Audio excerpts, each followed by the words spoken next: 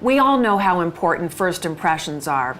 You walk into a room, an important business meeting, and people make those snap decisions on the spot about who you are, what you're there for, and whether or not they're going to like you and enjoy their time with you. This subject is so important in terms of communication best practices, and we're lucky because we have Stacey Hanke with us today, communication expert and author of the book, Yes, You Can. She knows a lot about how to create great first impressions, and she sat down with us and told us some of her best tools and tips. Here's Stacey.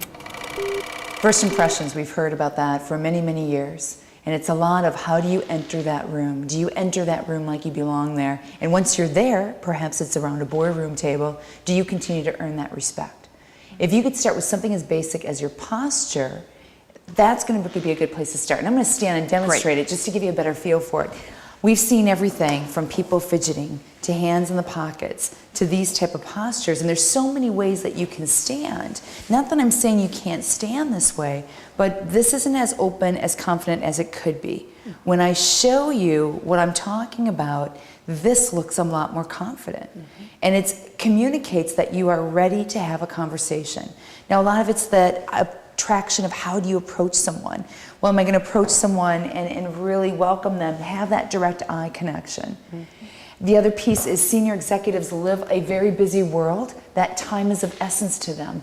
Respect their time by getting to the point. I think we say more than we ever need to say. And sometimes we use these qualifiers as well. Qualifiers, something that sounds like, well, what I meant to say. Well, just say it. Now, what's going to help you prevent some of those qualifying statements? Pausing, thinking on your feet, doing pre-planning, even if it's just 5 minutes of pre-planning. Getting to the point means speaking in very short, bullet point sentences, allowing yourself time to pause and think on your feet. And it's, again, very basic skill sets that are so hard to do because we stand a certain way. We may have been standing this way for years. And suddenly for someone to say, open up your posture, bring your shoulders back, and keep that stance there, it's going to take a while for you to get comfortable because it's uncomfortable. And that's probably the toughest thing to change. When the stakes get high and I'm thinking about, gosh, I remember I was supposed to stand up straight, or I'm supposed to look someone in the eye when I'm having this conversation with a senior executive, and it gets uncomfortable because it's not my new habit. How many of us roll up our sleeves and say, even though I'm not feeling comfortable, I know I'm being perceived a lot more effectively than when I fidget? Or do we go back to where we're comfortable? Because we know that's what we know. Good, that's a great tip.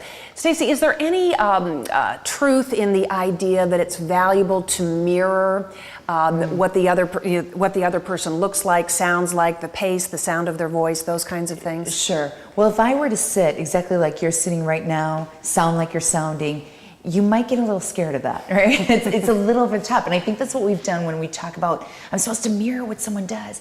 So if someone sitting across from me has their arms crossed and they're really leaning back, I should do exactly what they're doing. That's a little extreme. When I talk about mirroring what someone does, if you're very energetic and you're leaning forward and you've got a lot of emphasis around your words, then I know it's okay for me to do that. If you tend to sit back a little further, and I can tell you really don't want me in your space, I'm not going to be forward, I'm going to keep it back. But the idea when we're talking about posture, and I talked about what you do with your eyes a little bit, I've also talked about pausing, consider it, those are the core skills. Always have them, just adapt them to who you're speaking to and that room setup, the environment that you're in. We're going to now talk to Stacey about what you do when you walk into that room and you're surrounded by people whom you haven't met yet. How do you create a memorable networking opportunity? It's like anything in life, if you get off on the right foot, the rest of the networking event probably will be successful. A good place to position yourself when you first get to that event, either get there early and hang out at the registration table, or stand at the front door. Meaning, if you go into and it's like a conference room, stand in the front door of that conference room and meet people as they enter. They have to go your route anyway, and that way you can just say hello, you can introduce your name. That's a big piece of it. Never bring a friend. And I think that's one of those things we love to do, and we're all guilty of it. We'll call around to our peers, our coworkers, and ask if they're going as well, because you're going to stick with them. And then what do you get out of the event? It's a waste of your time, as well as probably your friend's time. A lot of it's pre-planning. If networking makes you uncomfortable, and what usually makes people feel uncomfortable is, I don't know what to say. What do I say when I first approach someone? Pre-plan that a little bit. Figure out what question would be unique and different that someone would actually respond with more than a yes or no question. What's the typical question that you receive at a networking event? What do you do? Yeah, what do you do? Now, that's not unique. Everyone says that. And I think, too, it also comes across as, I don't have a job, lay off. Right? Rather than asking, perhaps, if you were not at this networking event, where else would you rather be? Skydiving. Right. And suddenly, you know what? I've got a really good friend that skydives. Do you skydive? And you suddenly hit the emotional, personal touch of someone that's what's important to them. You know, we deal with work all day long. If you build relationships off of tapping into someone's emotion. And you automatically do that with that question. Another one that I was approached not too long ago, someone approached me and said, where were you born? Where did you grow up? Rather than where are you from, because we're really not from where we grew up. But when they talked to me or they asked me, where did you grow up? I suddenly reflected back to my childhood, and they instantly tapped into my emotion, what's personal to me. And because they did that, I really felt like, here's someone that might care, and we finally don't have to talk about work.